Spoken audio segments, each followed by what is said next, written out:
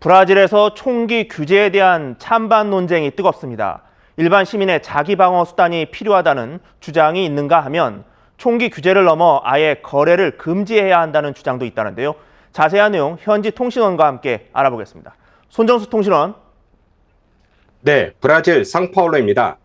네, 전임 정권 때 완화했던 총기 규제를 룰라 대통령이 다시 강화하겠다고 발표했다는데 어떤 내용인지 궁금합니다. 네, 보소나로 전 대통령은 2019년 취임 직후 총기 규제 완화를 결정했습니다.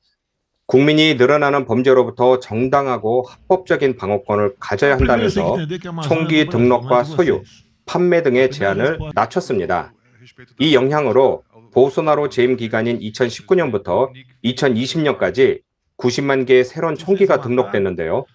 브라질 공공안전연감 통계에 따르면 이 기간에 브라질 내 민간인 총기 소지가 241% 증가했다고 합니다. 그런데 룰라 대통령은 전임 정부의 총기 정책을 규제로 되돌리려 하고 있습니다. 레저와 수집을 위한 신규 총기 휴대는 발급하지 않고 사격장까지 총기를 휴대할 경우 탄창을 분리한다는 등의 내용을 담고 있습니다. 또 형사 처벌이나 수사를 받은 사람은 30일 이내에 총기를 반납하거나 다른 사람에게 판매해야 합니다. 보소나로 전 대통령이 총기 규제를 완화할 때도 찬반 논란이 컸던 걸로 기억하는데요. 다시 강화하겠다는 제안에도 역시 찬반이 팽팽하다고 들었습니다.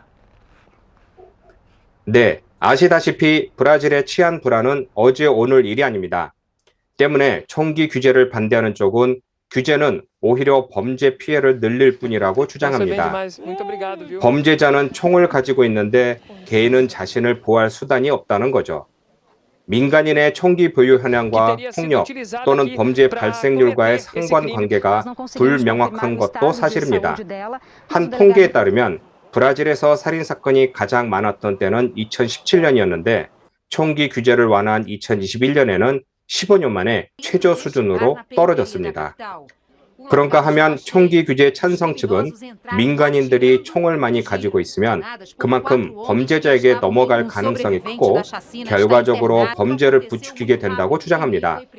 한 연구에 따르면 상파울루주 전역에서 하루 평균 9개의 총기가 도난당하고 총기 도난 사건의 46.2%, 그러니까 절반은 집에서 일어난다고 합니다.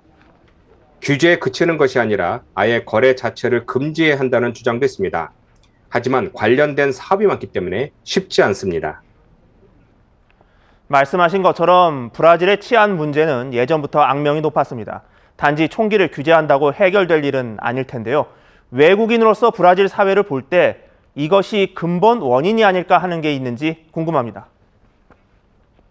아무래도 가장 큰 원인은 만연한 빈부격차가 아닐까 하는데요. 일자리가 없고 간신히 구해도 임금이 낮다 보니 먹고 살기 힘든 사람들이 총을 들고 범죄자가 되는 겁니다. 두 번째는 허술한 사법 체계입니다. 강도로 잡혀도 현행범이 아니면 풀어주고 사람을 때려도 피해자가 진술하는 동안 피의자를 풀어주는 일이 허다합니다. 또 경찰 부패도 심각해서 경찰이 범죄자와 한패가 돼 사건을 조직적으로 은폐하는 경우도 적지 않습니다. 마약 카르텔 또한 브라질의 큰 골칫거리입니다. 마약 거래를 위해 폭력 조직들이 만들어지고 이들이 세력을 키워 나라 곳곳에 거점을 만들어 각종 범죄를 저지르고 있습니다. 이런 구조적인 문제를 내버려둔 채 총기 규제만 건드리는 것은 브라질의 폭력 문제에 큰 영향을 미치지 못할까 해서 그렇게 보입니다.